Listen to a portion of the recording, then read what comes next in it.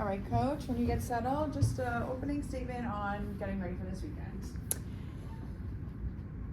Really excited for March to be here and the A10 tournament and the beginning of a new season.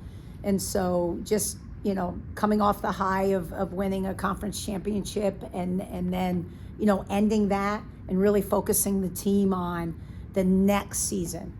We put on the board behind me, our record, and then new beginning, new season, and went 0-0. And so it starts anew. And so reiterated our team goals, and we have 2 left, and reiterated what our mission is once we get to Henrico, and that's focus and concentration on the task at hand. So, just overall excitement. This is a really, really fun time. And so I'm excited for our team and the opportunity to go down, having a double bye, and excited about the chance of winning a tournament championship. Questions for Coach? Any celebration, Coach of the Year in the No. I'm very, very humbled and honored that your colleagues, they vote you Coach of the Year, and so that the people in the coaches in the A10 really thought that I did a good job this year, and I'm honored for that respect. I also want to give a couple shout outs. Obviously, Aaron and Vanessa are great coaches every year. They vie for it, I think, every year. But, my votes went to 2 people that I think transformed their programs, and I want to give them special recognition because I think they did an excellent job, and that's Allison at Loyola Chicago and Mountain at LaSalle. I think they've taken their programs to that next level, and I thought they did a great job. So there were a lot of great coaching jobs this year in the A10, but it also gives me a chance to thank my staff. I call it Staff of the Year. Listen, there are so many people that contribute to a winning season. You have no idea, from managers to practice players to admin, everybody. And my coaching staff works tirelessly, and I don't think they get enough credit, but I make sure that people know how important and integral they are in everything we do. I thought they were outstanding this year, and our chemistry as a coaching staff was incredible this year. And then I also get to thank my players. If you don't have good players, you're not a good coach. I don't care how great of an X and O coach you are, or game management, or whatever it is. You gotta have players that make plays. I'm not on the court. I can't make plays.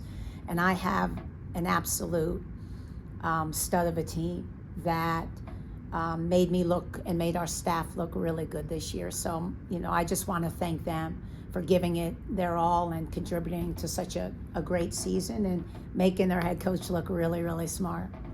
How fun has it been just coaching this group this year? How excited are you to kind of continue this journey where the stakes are ratcheting up a little bit? It's good to see you again. Welcome back. Thank you. I'm so happy that our journey is still continuing, and I don't want it to end. And when you have a group that you love every day to come in, and it's just fun. I use the word joyous. Someone asked me, give me a word that describes your feeling about this team this year, and it's just joy. Like every day, no matter what, we have a good time. So I don't want the journey to end, and I'm trying to stay focused and locked in the moment, so you don't look too far ahead. But my God, I love coaching this group. I've already said it. It's one of my favorite teams of all time. Not just teams, just people to be around.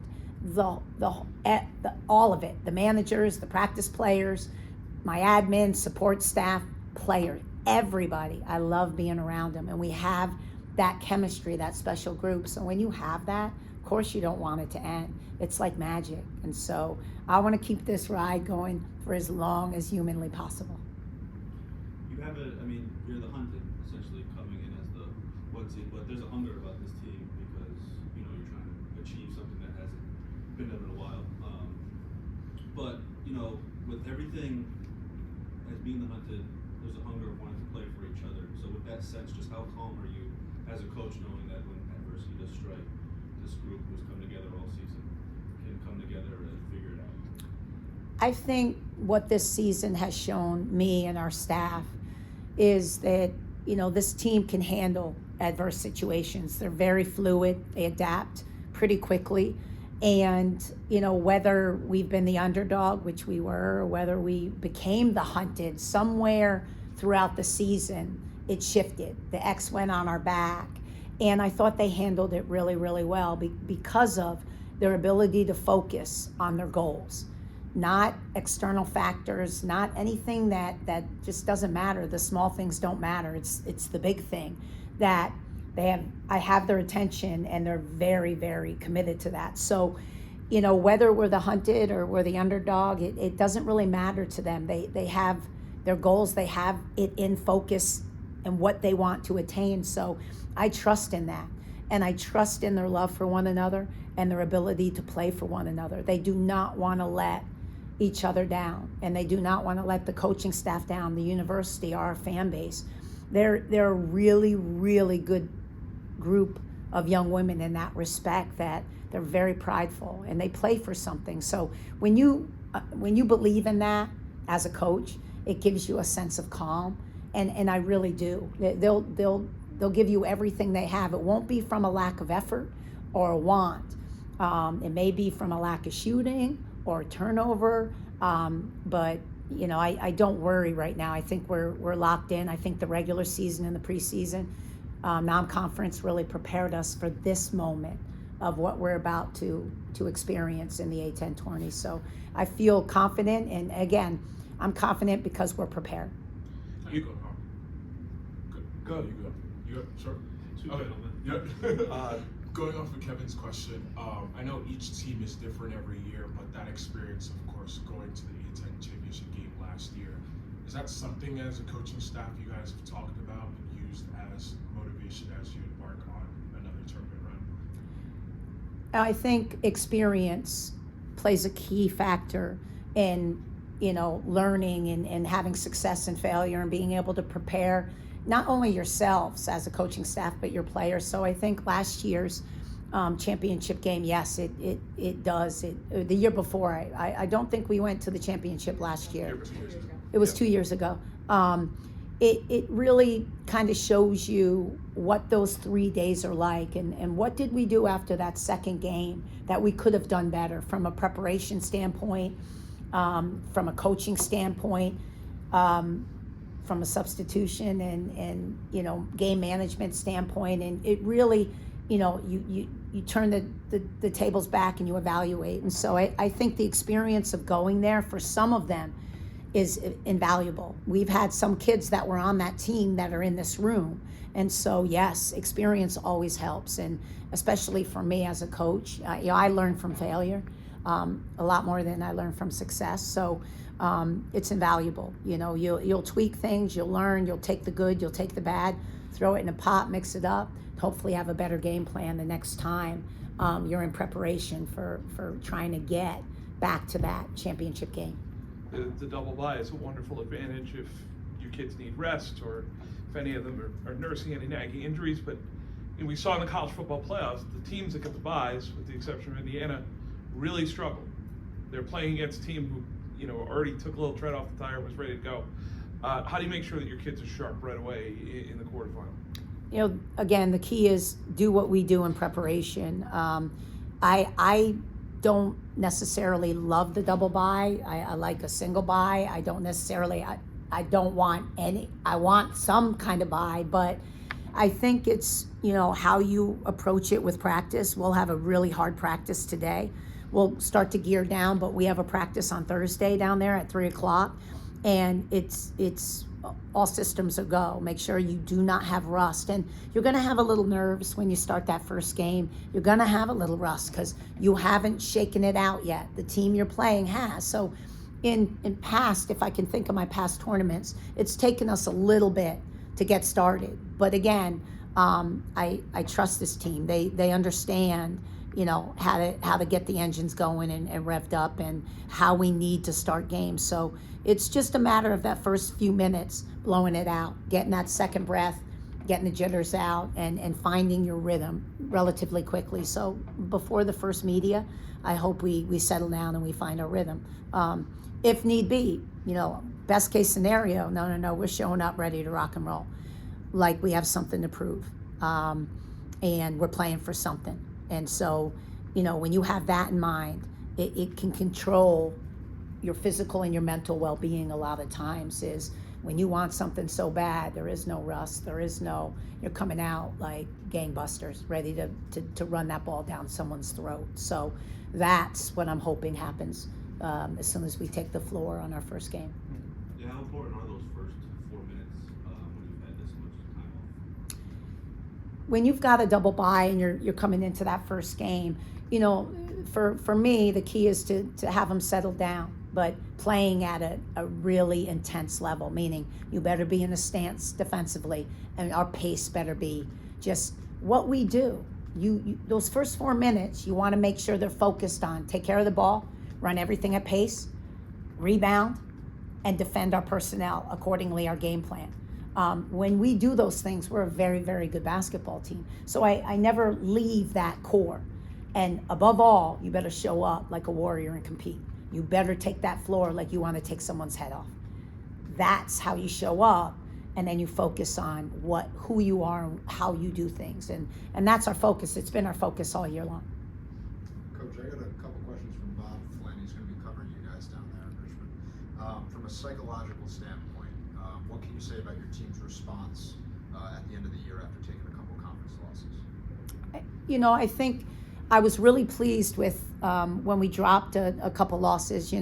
I won't say, I wanted to go undefeated, but sometimes I think you learn from losses much more than success. And holding their attention past 16, 17 games was getting a little bit difficult because they were starting to drink the Kool-Aid a little bit. Not that they didn't practice hard, but it was a little bit different as it went on. And so, the LaSalle loss, we did not execute. We had no discipline. LaSalle beat us, but we did not do anything out of our 4 game goals that we wanted to execute. And so we took an L, and I thought that was a good L for us. I really did, because it caught their attention.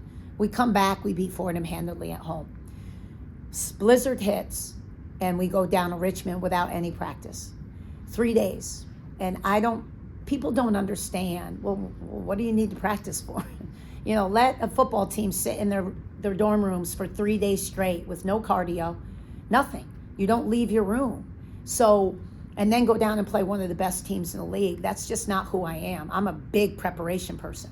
I believe in it. You got it physically and mentally. It just didn't bode well. I didn't like it, but you got to do it. So we go down, and we laid an egg. We did not execute well. From jump, we just didn't have the pace we needed. It was like we looked in slow motion. And so that, I told our team, Richmond gave it to us. Don't get me wrong, they're a very good basketball team. But that was an anomaly. Don't let that play in your mind that's who we are, because that's not who we are. Now, the circumstances lent to that a little bit, and we didn't overcome them. But this is who we are. We're coming back here. We got after it in practice. We refocused on who we are and what we do. And then we came out and we got GW handedly. So, the wins or losses, it really wasn't about that. It was about us, always about us. And the 2 L's, we were not us. And you will lose when you're not that. Sometimes the teams aren't good enough to give you a lesson, but LaSalle and Richmond are good enough. George Mason's good enough. There's some other teams, Davidson, St. Joe, they're good enough. They'll give you a lesson when we don't do what we do. So, I thought a loss was good for us heading in before we finished the season. Not that I wanted to take one, but for the maturity level of our team, I think it snapped them a little bit. It woke them up like, we can lose. If we don't do what the coaching staff asks us to do on a daily basis, and our habits aren't good, we can lose. And I was telling them, listen, this isn't good enough in practice every day, our coaching staff.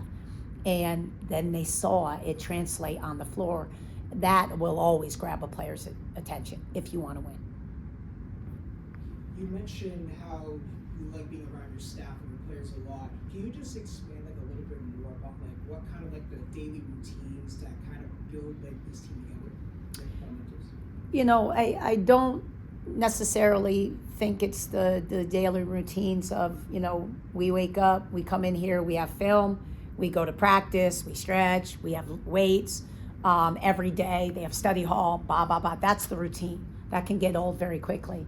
But when you have a group that is joyous and fun, no matter what the circumstances, and they come in with just energy and personality and character, and they're loud and they're boisterous and they're energy givers. And you have like, I won't say they're all like that, but you have like 7 or 8 of them that are like that. Then they get the other ones raised a little bit, and now everyone's joking and kidding. And so it's the little moments that make the season. It's the plane rides and the bus rides and the snowball fights and the Valentine's Day parties that the girls throw for each other and the birthdays with the cupcakes. And it's the little moments off the court that as a family and a team, you remember those things. You know, Christmas, you remember spending time with Christmas. You don't always remember the gifts you got, but you remember your family and friends. The people make it special. And so it's not our routines, it's not how we do things, it's just who they are and what they give. And it's not just the team, it's the coaches. We have a lot of personalities. It's the managers, our practice guys, they're crazy. They're coming with us down to Richmond. So when you throw it all in a pot, you know, there's a lot of characters on this team that just that make this adventure really, really fun. And so that is what makes this team special. And when we have the best times is just when we're together on and off the court. Certainly when you're hiring a staff or when you're recruiting players, I'm sure you're looking for those characteristics personally. But I wonder maybe why this team or this group hasn't. You know, how has that happened? You know, when you're assembling, I think any GM or anyone, if they get to choose and pick from ground up, start your team, they have in mind what they want to coach, what kind of product, how they want to play. We were fortunate enough to retain our culture here, a great group of culture kids that have been with us for a while with certain personalities, and I know them very well. So now, based off last year's non-success and, you know, not a great fun season, I and the coaching staff really pinpointed the type of young women we wanted to bring in here and what we needed to add to what we already have. Not the same, different. And it really gave me the ability to go out and find extroverts, connectors, people that could walk in a room and just, bam, light the room up. You don't want 15 of them, but with what we had like Soph, who's a little bit, but then we had a lot of quiet kids. We have Albina, who was a little, and then we had some kids that don't speak a lot, that don't joke a lot, so we had to go out and get a lot of extroverts, alphas, type A, connectors, fun, people that love the team concept. Vanessa, I knew as a freshman, that whole team was like that.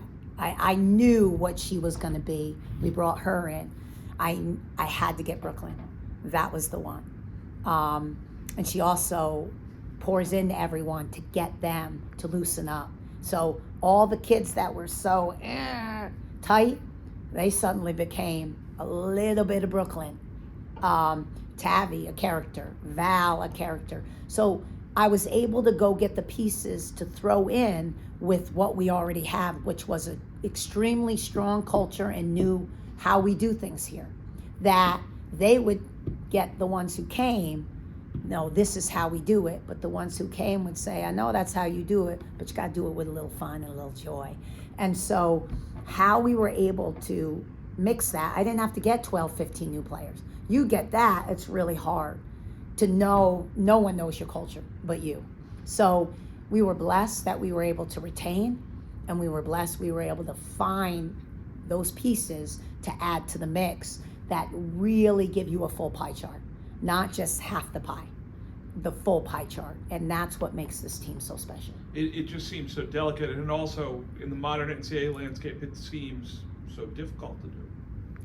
It's not easy. It really isn't, because, you know, when you're in the portal and you're trying to connect with the kids on a relatively quickly, but then you've got the money, and it's not just the kids, it's the agents. I lost a lot of kids, not because of the kid, but the agent. you know, they're in it for a reason too. Even if the kid really wants to come here, I got to deal with the agent and they want the most money. There's so many factors now that go into it. So, you know, it makes it really, really difficult. So that's why when you talk to any coach, you want to retain as much as possible. The pieces that are invaluable to your program, you must retain. And then if you can go in the portal and get 3 or 4, that's one thing. And 3 or 4 freshmen, 3 freshmen. That's kind of how I like to do things in a perfect world. It's not always going to be a perfect world. Year before was not a perfect world. It was anything but utopia because I had no money in the portal. The kids I signed with zero. The freshmen coming in, 0. You know, we didn't have money. And so it made it extremely difficult. And then you look at the season. I'm not a different coach. It's just, that's the reality of the new era. So, you know, you hope as a head coach you get some NIL. You hope you can retain, and then you hope that you can go get those pieces to add to the puzzle and to complete your pie chart. And it doesn't always happen, but this year for me, we felt like it was 100%. We got it spot on, and I was able to retain my staff. You know, it's easier to retain your staff when you don't win, but now this year, when you win, you know, people, they'll come a calling, and that's the great thing about being successful. You get to elevate some other people, just like your players. So we retained our staff, and that was huge because last year was the first year for 3 staff members, and now we've been together. So we're like that as well, just like the team. We're so in sync. It's crazy, and I'm really, really proud of that. Is being able to, you know, work together at such a high level. What's that say about Brooklyn? When I spoke to her, she said she took a visit here. She didn't want to take any more because she liked the campus and she credited you with your recruiting. So when you have to talk to agents and everything, but you have a woman who says, no, I want to be here. I don't want to take any more visits. I want to be here with you. When she told you that, was that like the aha moment? Like, okay, something special is going to happen here. Did you feel that moment with Brooklyn? You know, I knew in my heart, you know, as a coach, you'll get a feeling. That was the player I had to have. You know, I know me. And so I've also had the luxury of being in boardrooms with who I thought was one of the best GMs, Kevin O'Connor of all time, the general manager of Utah Jazz. So when we were, you know, drafting and doing due diligence and doing everything, and the money piece, I got to be in the room with him in the WNBA. I was an assistant coach. So the NIL and being the GM, that's not new to me. And I'm my GM. I run my money and I run my team. I do all of it, and my contracts. I do it all because that's the way I want it. I've already done it for years, so this was not new to me. So when you got a draft pick, you got to you'll trade to get what you want. When you got a player that you've got to sign, you go all in, and I went all in on Brooklyn. I didn't give her the ability to go visit somewhere else, whether it was the money piece, whether it was, you know, knowing what you want afterwards and getting you to where you want, the development, whatever it was. I went all in on Mama, on Brooklyn, and on our AAU coach, all in, because that was the first piece. And so, you know, it's not that I think that it made me feel really good when she said, I don't want to take any more visits. I know now, because it's just that she trusted us. That's what made me feel really good. She wanted to be here and she trusted us with her career. And what we said has come to fruition. Don't worry, sweetie, you're going to vie for a championship. You're not going to come in bottom of the league. You're going to be on an all-conference team, I promise you, because we're going to develop you. And we're going to get you to the pro level, whatever country you want to play in. So for that to happen and for a kid to trust you with her career and her livelihood, that's what means the most to me. That's what I care about, is where they go and what happens to them while they're here. So, you know, it was a really, really good moment for our program. That's when I knew now I can go get the other pieces I need to build around. So Inez, Palmer, Brooklyn, Vanessa, Albina. You know, now I know Now let me go get some shooting. The domino pieces of how you build is kind of how I run that GM spot. Is I got to get the piece that we really need, and then I'll work around it if I can. And it fell into place that way. But BG was the piece. She was the first piece. We have time for one more question for Coach. One just last message do you have for the team or for the state of Rhode Island?